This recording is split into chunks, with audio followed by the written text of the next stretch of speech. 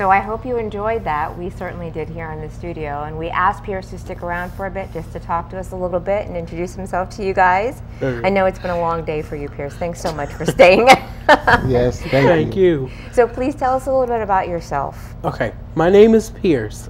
I started playing the piano when I was 2 years old. I started in church. So I sang with my mom, with my choir robe in the choir on Sundays when she sang. I sang with her. And when I got a little older, then I started playing for the church choir. And eventually I started directing.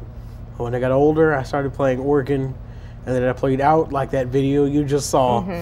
And then when I was in 6th grade, I want to say, the middle school band teacher put me in jazz band. And then put me in other jazz bands outside of school. And then had me play at like World Cafe Live at the Queen, which is where I played other piano solos like the one I played today here. And then I came back to gospel, and I still do gospel now, and now I'm in the Gospel Music Workshop of America, and I play organ for them, and I play keyboard for them too. And that's where I'm going this summer. I'm going to the national convention. Wow. And then I'll probably be doing some playing stuff there too. And that's in Atlanta? Yes. Now, when I met you, when Michael and I were first introduced to you, it was through the Scholarship of Tens. Yes. And you spoke there about how your father helped you when you were first learning. And when you gave your speech at the banquet, I was just very intrigued by how your father introduced you to music. Can you talk about that a little bit? My dad had a little keyboard about this big, and he labeled all the keys with letters, and then gave me a C scale. And so I worked on that, and he gave me different ways to play that scale. And then I think one of the first songs I learned from my dad was the Boogie Woogie. And then I had to keep playing it faster and faster, and then I got dexterity, so now I do all this other stuff now. Right. Because it's a hard song to play, man. Yeah, man. But I learned it. And then my dad showed me other things, and my dad was playing in a band. Used to have rehearsals at our house on like Saturdays and stuff. So my dad played bass, so I learned to play bass. One of my uncles played guitar, so I learned to play guitar. Wow. Another one played congas and cymbals, so I learned to do that. Another one played drums, so I learned to play drums. And then another guy played keyboard, but I was used to playing keyboard, so I was walking away from that and doing all this stuff. Yeah. But my dad was my introduction to music. And then my mom was my introduction to gospel. Oh, okay. Yeah. You know, Pyerce, one thing Shauna and I were talking, and we were talking about the confidence in which you carry yourself. We noticed it right away at the Scholarship of 10 banquet, how you made your way around to every table.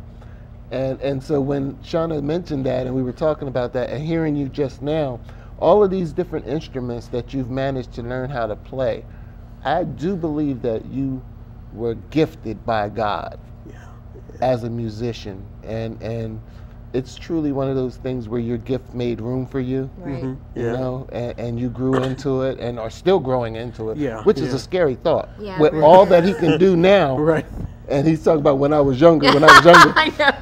brother, you still young. And it's just amazing to imagine what you're going to be like as you mature. What are your aspirations? I still play classical music. When I started taking piano lessons, all my teacher wanted me to learn was classical, because she knew I could play gospel and everything else and jazz. So she wanted me to learn classical. So I wanted to be a concert pianist. And when I got, now I'm forced to say it again. When I got older, I was so into gospel, but at the same time, I wanted to play classical. Yeah. So one person I listened to was Richard Smallwood, because his degree from Howard University is in classical piano, and he incorporates that in his music, which I find interesting.